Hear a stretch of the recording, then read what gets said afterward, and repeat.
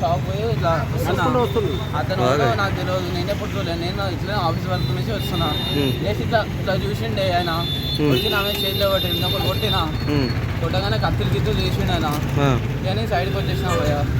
మీ పేరేం పేరు? ఏం చేస్తారు? ఆల్రెడీ చేస్తాను. ఎక్కడ ఏ ఊరు? మాది ఇక్కడ హైదరాబాద్. నీకు ఇంతకుముందు తెలుసా పిల్లగాడు ఏమన్నా?